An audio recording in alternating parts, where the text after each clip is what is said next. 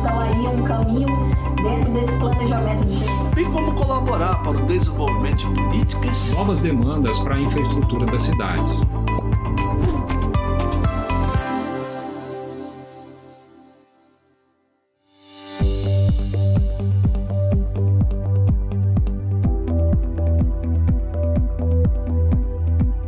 E o presidente designa o relator para aquela matéria, e essa matéria estará sendo estudada, analisada e colocada para votação no âmbito da própria comissão inicialmente, que daí resultará na entrega de um parecer favorável ou parecer contrário.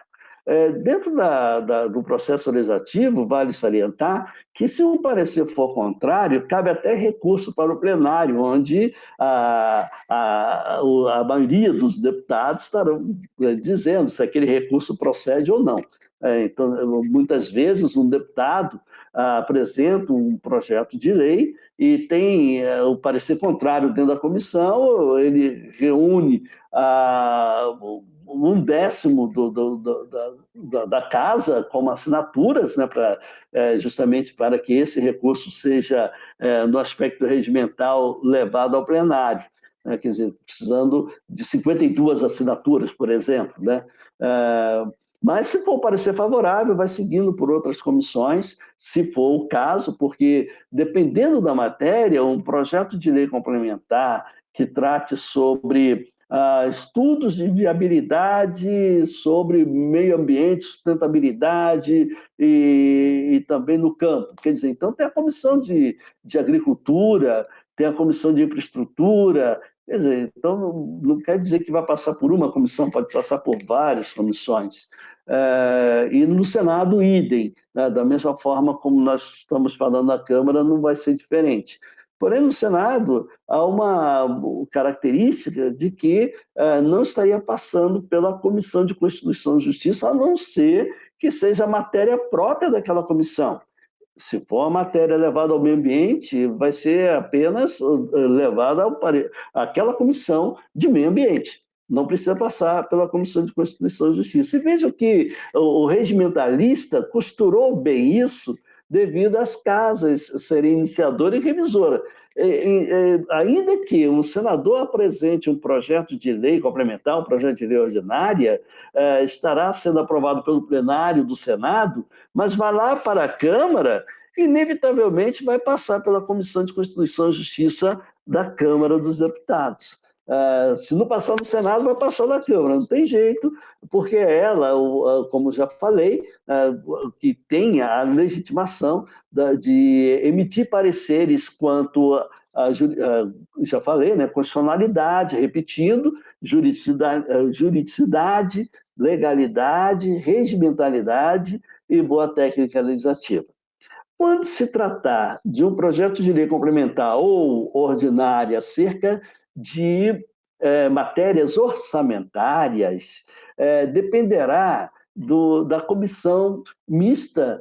E aí, quando nós falamos de comissão mista de orçamentos, planos, né, e fiscalização, que é uma comissão integrada por senadores e deputados, como falei, o Congresso Nacional será, em sessão, chamado para aprovar aquela matéria. Nesse caso, também, os votos são separados, né? Isso a gente também deve compreender. O que acontece dentro desse processo legislativo constitucional, como nós falamos, das matérias que são separadas por leis complementares, e quando a Constituição fala, essa matéria será regulada em lei, então entenda-se como se fosse lei ordinária. Agora, se estiver explícito lei complementar, não há como fugir disso. Uma vez que a casa iniciadora, seja a Câmara, aprovando aquele projeto de lei, vai para a casa revisora, que é o Senado, e o Senado tem duas situações aí que a gente pode colocar. Ou aprovar, do jeito que veio da Câmara, ou modificar. Aí a gente tem que perceber, se for aprovada já como casa que vai findar esse processo legislativo, leva-se ao presidente da República para a sanção ou veto. Aqui a gente também deve estabelecer o seguinte, que o processo legislativo ainda não termina quando sai da casa, com o projeto de lei aprovado. Depende ainda de outros caminhos que a gente vai falar daqui a pouco. Mas aqui eu quero dizer da outra parte, quando o Senado modifica a redação daquele projeto de lei complementar ou projeto de lei ordinária da Câmara, e, nesse caso, se referir-se ao mérito, deve voltar para a casa iniciadora. E a casa iniciadora estará simplesmente adotando aquela mudança que veio do Senado ou rejeitando. O fato é que o projeto de lei, nessas condições, vai para a Câmara e, daí, portanto, aprovando ou não aquela mudança do Senado, flui para o presidente da República. Tudo bem? Então, para poder explicar melhor, projeto de lei complementar, projeto de lei ordinária, tem a casa iniciadora, pode ser na Câmara ou no Senado, e se uma das casas modificarem da casa de origem, nesse caso, retorna para a nova revisão. E daí, portanto, vai para, uma vez aprovado, vai para o presidente da República. Muito bem. O processo legislativo continua, como falei. E o presidente da República, ele pode, como diz a Constituição, aquecer, ou seja, aceitar, concordar com o teor daquele projeto de lei e leva em 15 dias úteis a sanção. Como também pode fazer a rejeição de alguns pontos, e nesse caso ele tem o poder do veto. O veto ele pode ser jurídico ou pode ser o veto político. O veto jurídico, se tiver algo que nesse caso, impeça a colocar no ordenamento jurídico aquela nova norma.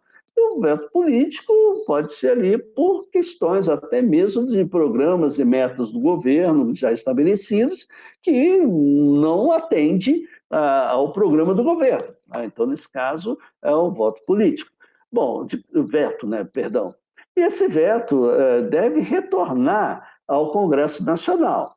E, nesse caso, teremos a reunião das duas casas, que, nesse caso, apreciará aquele veto ou vetos. Entenda que pode ter um projeto de lei aprovado com veto parcial ou veto total. Né? Quer dizer, nunca pode haver o veto sobre uma palavra ou sobre um texto apenas. Deve-se de todo o dispositivo, seja ali um artigo, um parágrafo, um inciso, uma linha, até mesmo um item, que são estruturas dentro da formatação da redação técnica legislativa. Dessa maneira, também as razões do veto devem ser encaminhadas ao Congresso Nacional, que se reúnem, e, nesse caso, são coletados os votos separadamente dos senadores e dos deputados.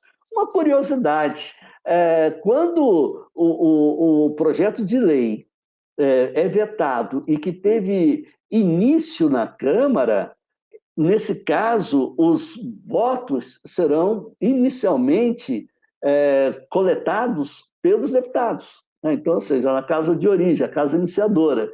Se iniciou no Senado, por óbvio, né, os votos serão coletados inicialmente pelos senadores.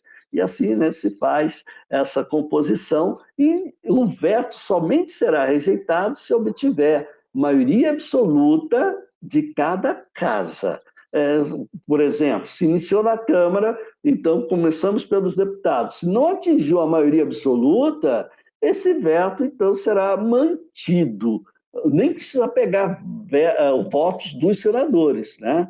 Então, e vice-versa. De repente, pode ser que os deputados rejeitem o veto, mais de maioria absoluta de votos, e os senadores, então, mantêm o veto. Quer dizer, não atingiu maioria absoluta de votos, nesse caso, o veto ele, fica mantido. Aí, nesse caso, se prevê. Agora, por que ainda continua o processo legislativo? No sentido de que, se o veto ele for rejeitado, Um novo projeto de lei, aprovado desta feita em relação àquele veto, é levado ao presidente da República, que não tem mais o poder sancionatório, apenas promulgatório. Ele deve promulgar. Nesse sentido, ele não tem escolha, né, como antes. Se ele não o fizer no prazo de 48 horas, conforme a Constituição Federal, retorna para o presidente do Senado, presidente do Senado, que promulga também 48 horas. Se ele não o fizer, recai para o vice-presidente do Senado, e assim está na Constituição, e que, nesse caso, deve promulgar. Quer dizer, com isso, nós temos essas etapas do processo legislativo. Aliás, nós falamos aqui, né, em sanção, promulgação, e depois, claro, a outra parte do processo legislativo, que é a publicação.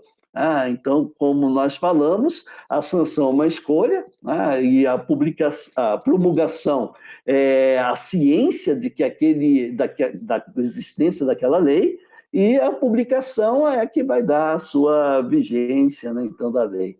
É muito interessante, né, então, buscar esses entendimentos.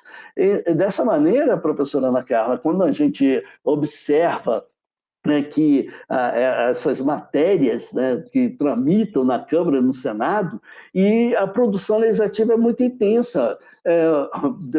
Até concito aos alunos e alunas a realizarem uma pesquisa interessante, pode ser no site da Câmara, no site do Senado.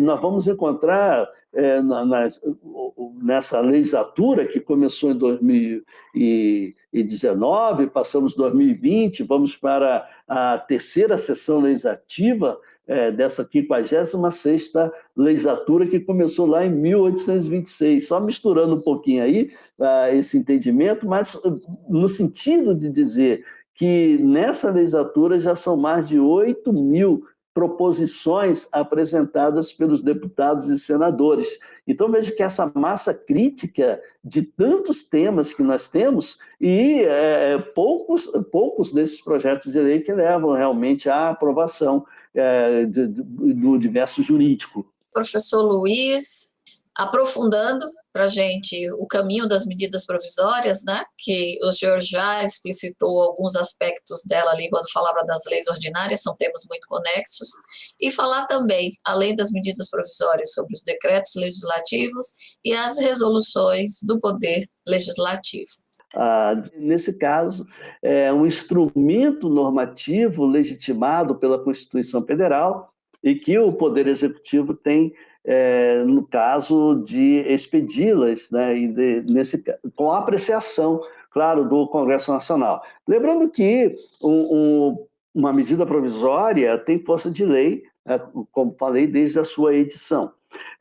A medida provisória também, claro, tem seus requisitos previstos na Constituição Federal, visto que não pode abordar sobre matérias de lei complementar, também sobre processo, nem tampouco matéria penal.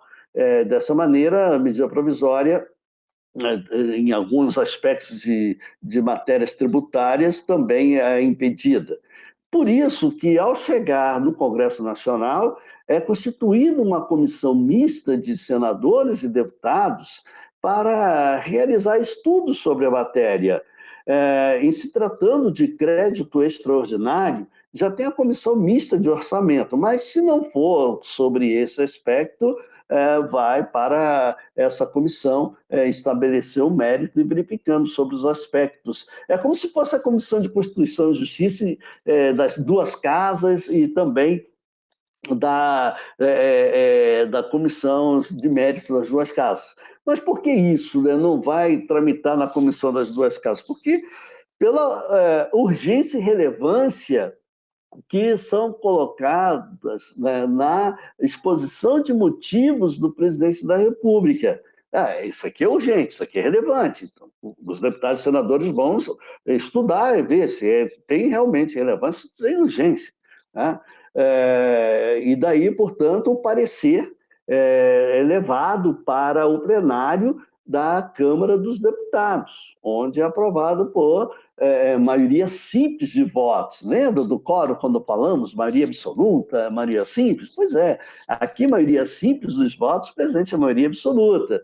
Aprovado, então, na Câmara, sem alteração, vai ao Senado, e o Senado, sem alteração, aí tem somente a promulgação daquela nova lei. Né? Não vai ter sanção, porque quem foi que expediu? Foi o presidente da República. Então, a medida provisória vai correndo com a medida provisória, chegou lá, opa, não teve nenhuma alteração, quem promulga é o presidente do Senado.